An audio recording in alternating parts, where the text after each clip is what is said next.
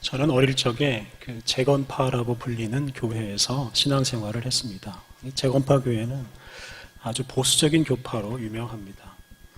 그때 교회 생활할 때 지켜야 할 게 정말 많았습니다. 예를 들면 주일에는 아무 일도 하지 않고 오직 교회에서 시간을 다 보내야 했습니다.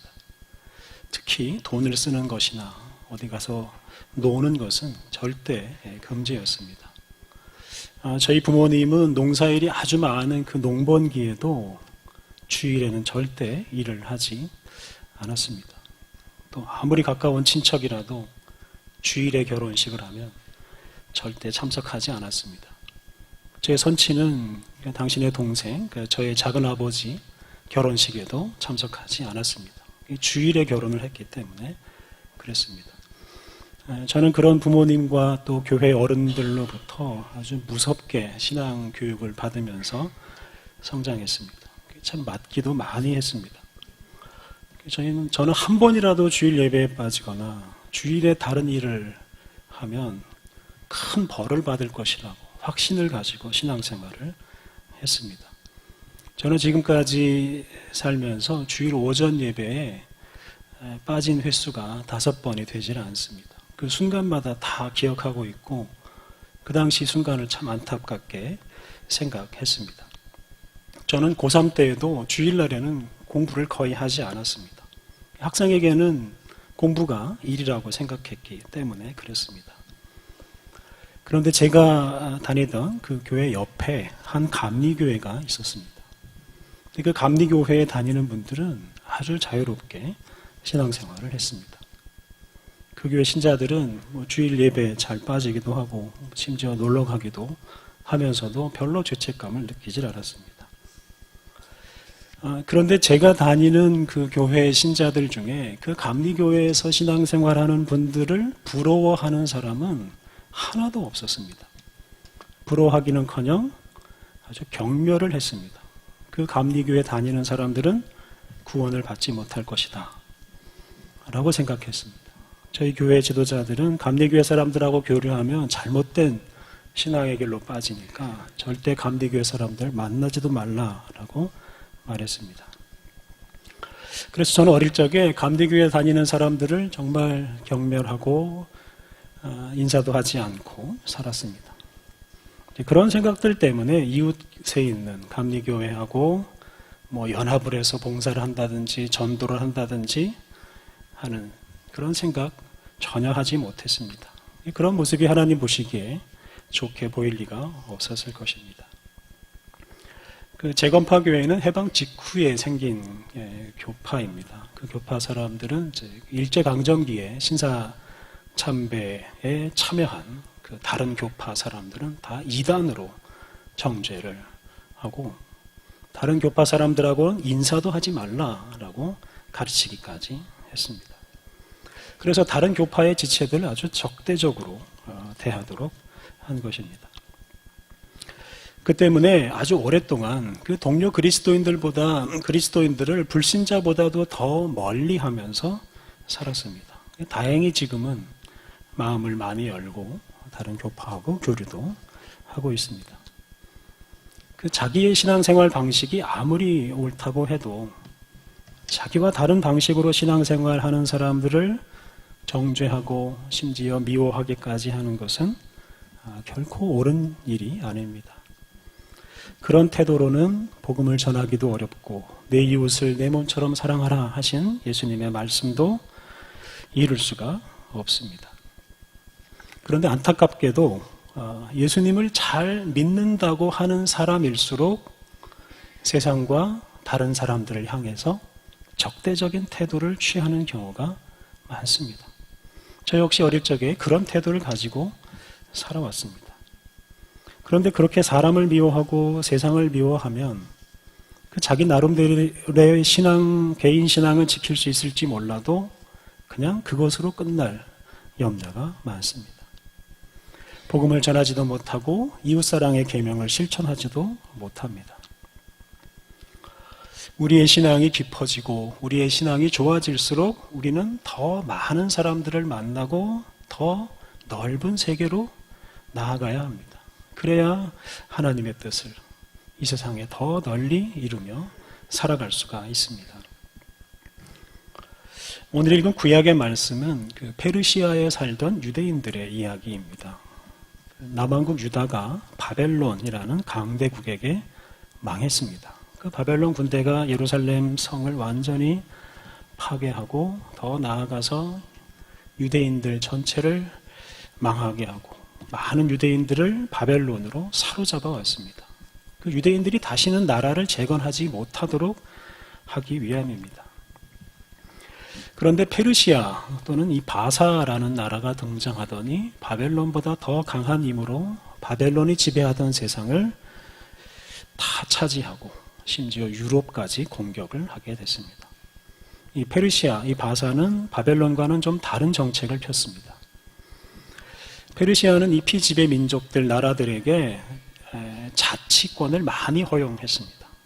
이 다스려야 할 나라 또 영토가 너무 많아서 그렇게 할 수밖에 없는 형편이기도 했습니다. 어쨌든 이 페르시아가 바벨론에 비해서 훨씬 더 관용적이었습니다. 그런 정책 덕분에 유대인들은 바벨론 포로 생활을 청산하고 고향으로 돌아와서 성전을 짓고 민족 공동체를 재건할 수 있었습니다. 그리고 페르시아에 남아있던 유대인들도 자기들 신앙을 지키고 또 그 나라에서 중요한 직책을 맡으며 살아갈 수 있었습니다. 그 조로아스터교의 나라인 그 페르시아에서 여호와 신앙을 가진 유대인들이 자기 정체성을 지키며 살아갈 수가 있었습니다. 이런 페르시아의 관용 정책이 이스라엘 민족의 역사를 계속되게 한 아주 중요한 요소입니다. 만약에 바벨론의 통치가 계속되었더라면 유대인 공동체는 지구상에서 사라져 버렸을 수도 있습니다. 하나님께서 관용적인 페르시아를 일으키셔서 바벨론을 무너뜨리시고 그와 함께 유대인 공동체를 재건하셨다고 할 수 있습니다. 그러니까 이런 페르시아의 관용이 하나님이 일하시는 통로가 되었습니다. 오늘 읽은 본문에 등장하는 이 하만이라는 사람은 페르시아 황실에서 일하는 고위 관리입니다. 그런데 이 사람이 페르시아에 거주하는 유대인들을 다 죽이려고 하는 계획을 세웠습니다. 그런데 오늘 본문에서 확인할 수 있듯이 그 하만의 계획은 실패하고 오히려 자기 자신이 목숨을 잃고 말았습니다. 관용적인 사회에서 관용적이지 않은 생각을 품었던 그 하만이 목숨을 잃고 말았습니다. 덕분에 페르시아에 남아있던 유대인들은 위기에서 벗어나고 좀 더 자유롭게 자신의 신앙을 지키고 또 페르시아 사회에서 자기 역할을 감당하면서 살아갈 수 있었습니다. 이렇게 관용적인 세상에서 하나님의 백성들이 하나님의 뜻대로 살아감으로써 하나님의 뜻을 세상에 실현할 수 있었습니다. 폐쇄적인 세상이 아니라 포용적이고 관용적인 세상에서 그리스도인들이 보다 더 활발하게 활동할 수 있고 그를 통해서 하나님의 뜻이 더 널리 펼쳐질 수 있습니다. 그런 의미에서 우리 그리스도인들은 이런 다양한 가치 또 다양한 민족이 공존하는 이런 포용적인 세상을 만들어 가야 합니다. 그런데 지나치게 포용적이고 지나치게 관용적인 세상이 되면 악한 것도 덩달아서 날뛰고 영향력을 발휘할 수 있습니다. 우리가 물론 그렇게 되지 않도록 노력해야 합니다. 그런데 더 중요한 것은 그 악한 것의 영향력을 두려워하지 않는 것입니다. 악한 것을 무서워해서 폐쇄적인 세상을 만들려고 해서는 안 되고 선한 것이 더 큰 영향력을 발휘한다는 믿음을 가지고 더 자유로운 세상을 만들어 가야 합니다. 지난 남북 정상회담 기간에 그 형형색색의 고층 건물이 질비하게 들어선 그 평양의 모습을 가끔 볼 수 있었습니다. 북한도 예전에 비하면 참 많이 발전한 셈입니다. 하지만 북한의 경제 발전의 수준을 우리하고 사실 비교할 수가 없습니다. 이 남한을 따라오려면 몇십 년, 몇백 년이 더 걸릴 수도 있습니다. 북한이 그렇게 낙후된 것은 무엇보다 그 체제가 원인입니다. 북한은 권력자들이 인정하는 체제, 인정하는 가치만 존재하는 세상입니다. 반면에 남하는 모든 가치들이 자유롭게 공존하는 세상입니다. 그래서 우리 사회에는 악하고 더러운 가치들도 많이 있습니다. 특히 요즘은 아주 이상한 문화까지 생겨서 북한에 비해서 나쁜 게 더 많이 있을지도 모르겠습니다. 하지만 북한 사회에 비해서 더 좋은 가치가 더 많고 또 그것이 더 큰 영향력을 발휘하기 때문에 우리 사회가 북한 사회보다 훨씬 더 살기 좋은 세상이 된 것입니다. 일본이나 유럽 국가들 중에는 공산주의를 표방하는 정당들도 많이 있습니다. 그런 나라들은 공산주의를 강압적으로 없애지 않습니다. 그것은 공산주의가 좋아서라기보다는 다양한 가치들을 포용하는 그 체제를 더 좋아하고 그런 체제가 훨씬 더 좋은 세상을 만들 수 있다는 신념이 있기 때문입니다. 앞서 말씀드린 것처럼 우리 사회에 참 나쁜 것들이 많이 들어와 있습니다. 그런 것 때문에 좀 강력한 지도자가 등장해서 아주 강력한 통치를 해서 이 나쁜 것들을 다 없애주면 좋겠다 하는 생각을 가질 때도 있습니다. 하지만 그렇게 1인 지배자가 자기 기준을 따라서 모든 것을 결정하는 세상은 절대로 좋은 세상이 될 수가 없습니다. 더럽고 악한 것들이 좀 섞여 있더라도 자유롭고 개방적인 나라가 더 많은 사람들을 행복하게 할 수 있고 국제사회에도 기여할 수 있게 해줍니다. 앞서 말씀드린 대로 포용적이고 관용적인 세상을 만들기 위해서는 무엇보다 이 선한 것이 결코 악에게 지지 않고 결국 승리할 것이라는 믿음이 필요합니다.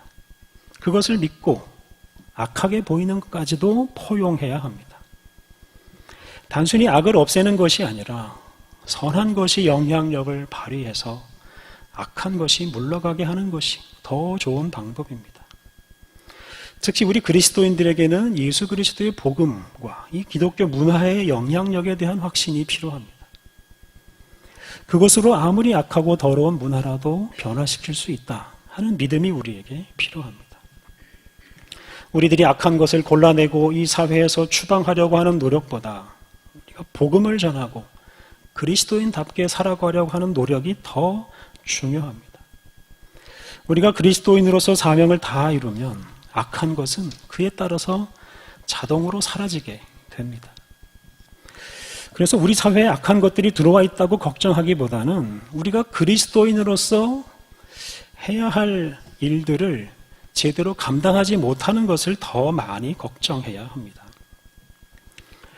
오늘 읽은 신약의 말씀에서 예수님은 제자들에게 관용을 가르쳐 주십니다. 예수님의 제자 중 한 사람인 요한이 예수님께 이렇게 말합니다. 38절, 선생님, 우리를 따르지 않는 어떤 자가 주의 이름으로 귀신을 내쫓는 것을 우리가 보고 우리를 따르지 아니하므로 금하였나이다. 예수님 일행과 함께하지 않는 어떤 사람이 예수님의 이름으로 귀신을 내쫓았습니다. 그것을 본 제자들은 아주 기분 나쁘게 생각하고 그 일을 하지 못하게 했습니다.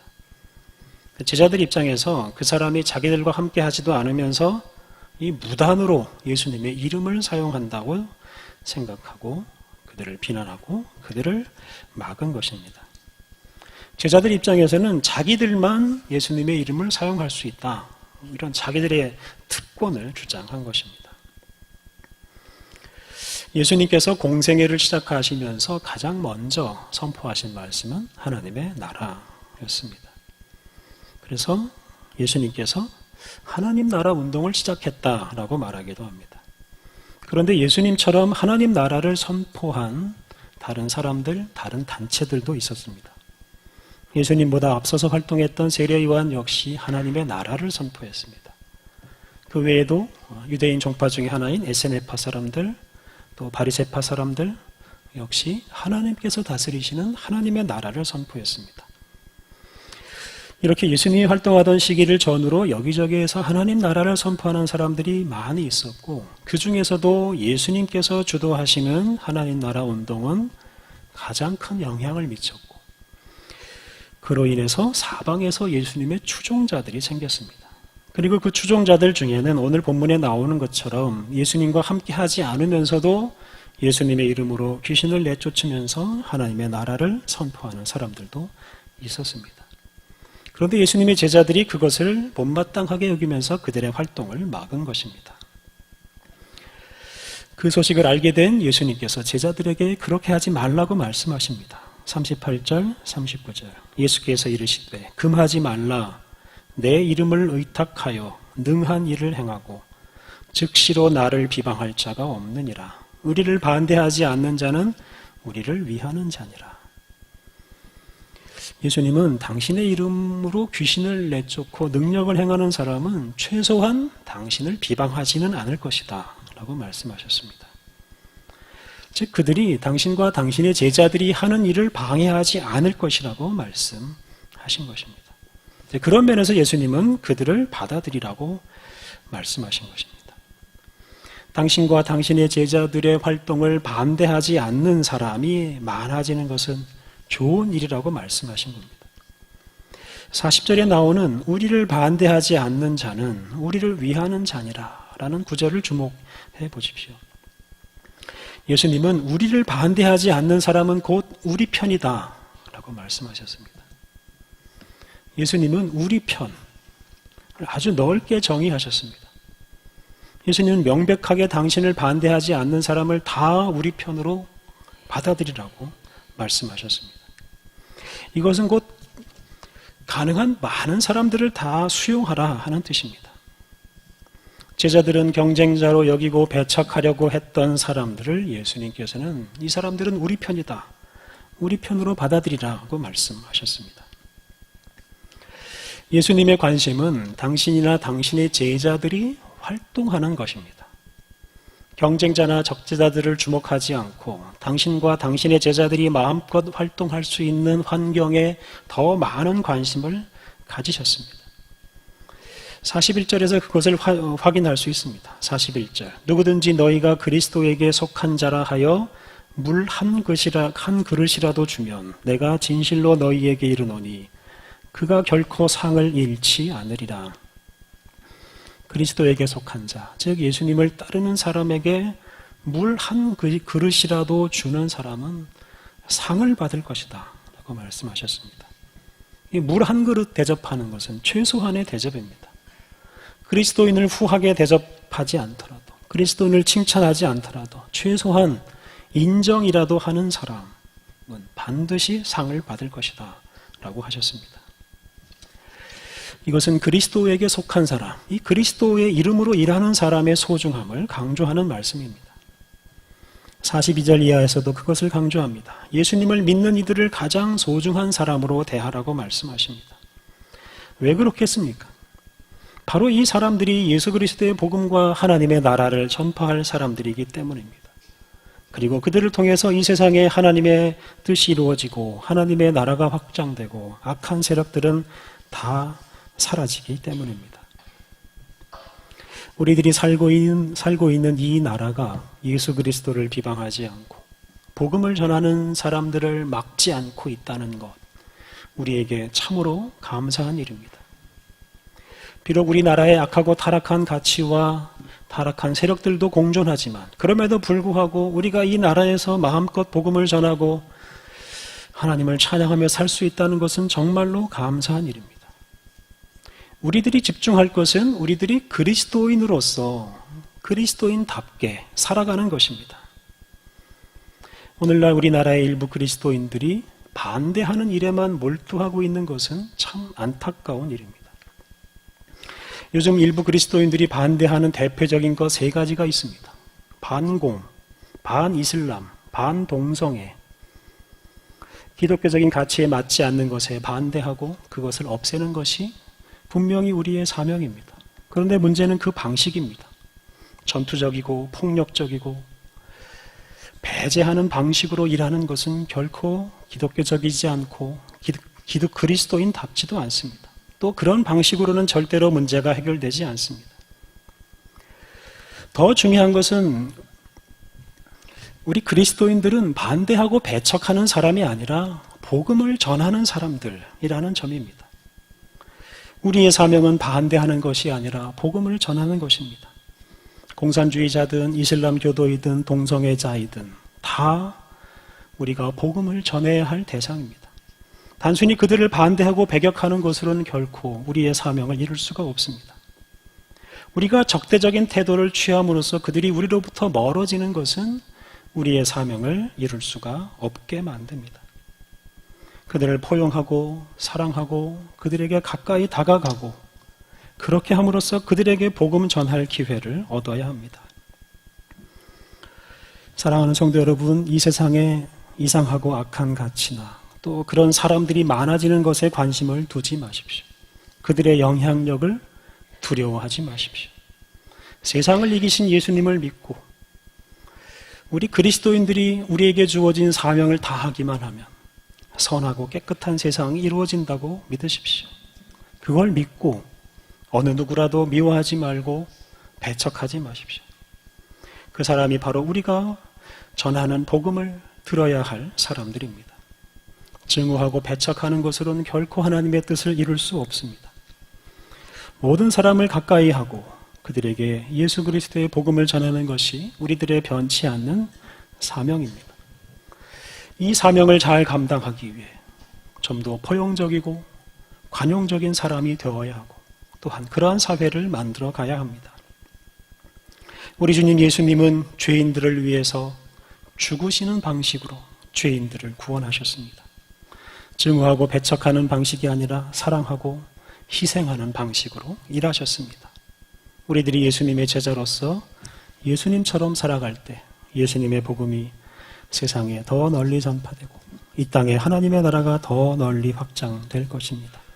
이런 확신을 가지고 모든 사람을 품고 사랑하며 살아가시기를 바랍니다. 함께 기도하겠습니다. 하나님, 주님은 온 세상 만민의 아버지이십니다. 모든 사람을 긍휼히 여기시고 주님의 백성으로 삼으시고 또한 온 세상을 주님의 나라로 만들어 가십니다. 하나님, 우리가 아버지 하나님의 마음을 품고 온 세상과 모든 사람을 너그러운 마음으로 받아들이게 하옵소서.